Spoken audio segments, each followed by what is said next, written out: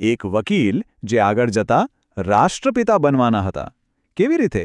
એક એવી વ્યક્તિ જેણે શસ્ત્રો વગર એક આખા સામ્રાજ્યને પડકાર ફેંક્યો. તો ચાલો આપણે મોહનદાસ ગાંધીના જીવનના એ શરૂઆતના દિવસોમાં જઈએ. એ સમયમાં જ્યારે એમણે વિરોધની એક એવી રીત શોધી કાઢી જેણે ઇતિહાસનો આખો માર્ગ જ બદલી નાખ્યો.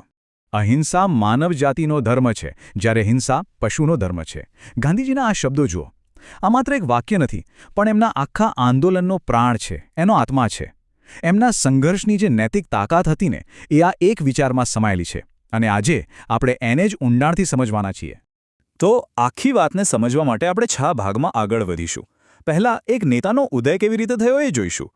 પછી દક્ષિણ આફ્રિકા, જે સત્યાગ્રહની પ્રયોગશાળા બની. ત્યારબાદ એમની ભારત વાપસી અને તૈયારી. પછી આવશે ચંપારણ, એમનો પહેલો વિજય. એ પછી ખેડૂતો અને મજૂરોનો અવાજ કેવી રીતે બન્યા. અને છેલ્લે આ બધી ઘટનાઓનો વારસો શું રહ્યો. ચાલો શરૂ કરીએ. તો આપણો પહેલો મુદ્દો એક નેતાનો ઉદય. આખી વાર્તા શરૂ ક્યાંથી થાય છે? ચલો મોહનદાસ કરમચંદ ગાંધીના મૂળ, એમના જન્મ અને શિક્ષણથી જ શરૂઆત કરીએ. વાત છે 1869ની. ગુજરાતના પોરબંદરમાં મોહનદાસ કરમચંદ ગાંધીનો જન્મ થાય છે. મોટા થઈને એ બ્રિટન જાય છે, કાયદાની ડિગ્રી મેળવે છે અને વકીલ બને છે. હવે એ સમયે કોણે વિચાર્યું હશે કે આ યુવાન વકીલ એક દિવસ આખા દેશ માટે બાપુ અને રાષ્ટ્રપિતા બની જશે? કોઈએ નહીં. અને હવે આવે છે એમના જીવનનો સૌથી મોટો વળાંક. એક એવું પ્રકરણ જ્યાં એમના વિચારો અને લડવાની રીતનો જન્મ થયો. જગ્યા હતી દક્ષિણ આફ્રિકા, જે એમના માટે સત્યાગ્રહની એક પ્રયોગશાળા સાબિત થઈ. થયું એવું કે 1893માં એક કેસના સિલસિલામાં ગાંધીજીને દક્ષિણ આફ્રિકા જવાનું થયું. પણ ત્યાં પહોંચીને એમણે જે જોયું એ ખરેખર ચોંકાવનારું હતું. ગંભીર રંગભેદ અને સામાજિક અસમાનતા.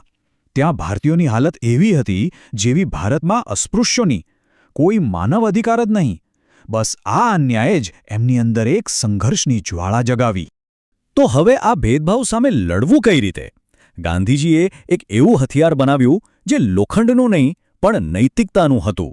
નામ આપ્યું સત્યાગ્રહ, એટલે કે સત્ય માટેનો આગ્રહ.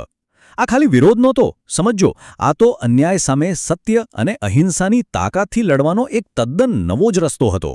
દક્ષિણ આફ્રિકામાં આ બધો અનુભવ લીધા પછી હવે સમય હતો માતૃભૂમિ પાછા ફરવાનો. અને આ વખતે એમની વાપસી એક સામાન્ય વકીલ તરીકે નહોતી. એ તો એક અનુભવી યોદ્ધા તરીકે પાછા આવ્યા, જેમની પાસે એક અચૂક શસ્ત્ર હતું. ઉંમર હતી 46 વર્ષ. 1915માં જ્યારે ગાંધીજી ભારત પાછા ફર્યા, લોકોમાં એમના માટે અપાર પ્રેમ હતો. કારણ કે દક્ષિણ આફ્રિકામાં એમણે જે કામ કર્યું હતું એની ચર્ચા અહીં ભારતમાં પહેલેથી જ પહોંચી ગઈ હતી. લોકો એમને ઓળખતા હતા, એમનું સન્માન કરતા હતા. અને ભારત આવીને એમણે જરાય સમય બગાડ્યો નહીં. ગોપાલકૃષ્ણ ગોખલેએ સલાહ આપી કે પહેલાં આખા ભારતને સમજો. તો 1916 સુધી એમણે આખો દેશ ખૂંદી વળ્યો. અને પછી તો જુઓ, 1916માં કોચરબ આશ્રમ, 1917માં સાબરમતી આશ્રમ અને એ જ વર્ષે એમનો પહેલો મોટો સત્યાગ્રહ ચંપારણ. એક પછી એક મોટા પગલાં. હવે અમદાવાદમાં જે આશ્રમો સ્થાપ્યા એ કંઈ ખાલી રહેવાની જગ્યાઓ નહોતી. એ તો એમની વિચારધારાની જીવતી જાગતી લેબોરેટરી હતી. અહીં સત્ય અને અહિંસાને માત્ર ભાષણોમાં નહીં પણ રોજબરોજના જીવનમાં કેવી રીતે ઉતારવા એના પર કામ થતું. એમના જે સત્યના પ્રયોગો હતા ને એની શરૂઆત અહીંથી જ થઈ. ચાલો હવે વાત કરીએ સત્યાગ્રહના ભારતમાં પહેલા મોટા પરીક્ષણની. ચંપારણ. આ એક એવી ઘટના હતી જેણે ગાંધીજી માટે અને આખા દેશ માટે એક નવો ઇતિહાસ લખ્યો. તો ચંપારણમાં સમસ્યા શું હતી? ત્યાં એક પ્રથા હતી તીનકઠિયા. આ સીધું શોષણ હતું. નિયમ એવો કે ખેડૂતોએ પોતાની જમીનના 20માંથી 3 ભાગ પર ફરજિયાત ગળી જ વાવવાની. અને ભાવ એ પણ અંગ્રેજ માલિકો જે નક્કી કરે એ જ લેવાનો. પરિણામ, ખેડૂતો દેવામાં અને ગરીબીમાં ડૂબતા ગયા, એકદમ લાચાર. હવે ગાંધીજીએ શું કર્યું? એમની રીત એકદમ સ્પષ્ટ હતી. પહેલાં ત્યાં જઈને બધી હકીકતોની ઊંડાણથી તપાસ કરી. પછી ખેડૂતોનું નેતૃત્વ પોતાના હાથમાં લીધું. એમના દબાણથી સરકારે એક તપાસ સમિતિ બનાવી અને એમાં ગાંધીજીને પણ સભ્ય બનાવ્યા. અને અંતે ખેડૂતોની સમસ્યાનો ઉકેલ આવી ગયો. ભારતમાં સત્યાગ્રહનો પહેલો પ્રયોગ, અને એ પણ 100% સફળ. ચંપારણની સફળતા પછી ગાંધીજી અટક્યા નહીં. હવે એમણે પોતાના આ જ સત્યાગ્રહના શસ્ત્રનો ઉપયોગ મજૂરો અને બીજા ખેડૂતો માટે પણ કર્યો. એ એમનો અવાજ બન્યા. વર્ષ હતું 1918. જગ્યા હતી અમદાવાદ. અહીં મિલના મજૂરો અને માલિકો વચ્ચે મોટો વિવાદ થયો. ગાંધીજી વચ્ચે પડ્યા. એમણે મજૂરોને કહ્યું, હડતાળ કરો પણ શાંતિથી.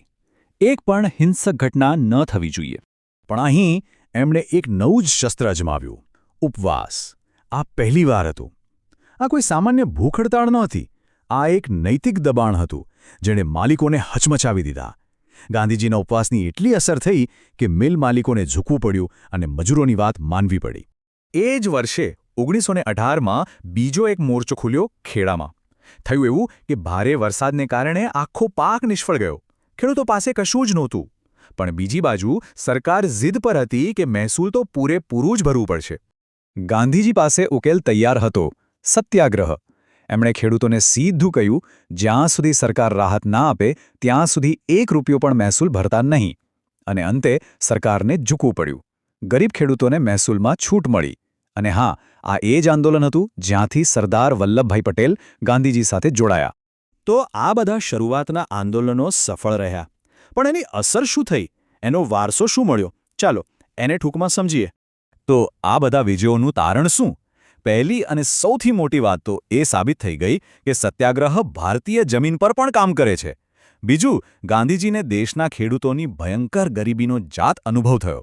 ત્રીજું, સરદાર પટેલ જેવા મજબૂત નેતાઓ દેશને મળ્યા. અને ચોથું, ભવિષ્યના મોટા આંદોલનો જેમ કે 1928નો બારડોલી સત્યાગ્રહ, એના માટે એક આખો રોડમેપ તૈયાર થઈ ગયો. અને હવે અંત